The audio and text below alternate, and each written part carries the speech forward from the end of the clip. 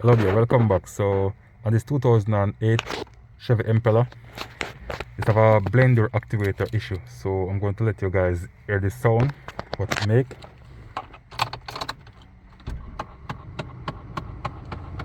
So you hear that sound.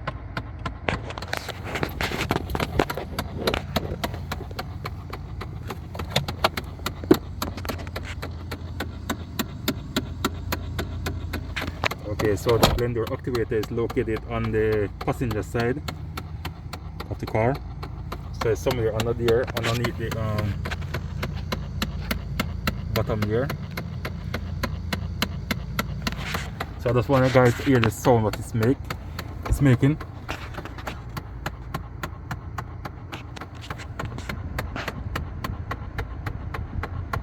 And there you go. So if you find this very useful, guys, please like, share, comment and subscribe. Thank you.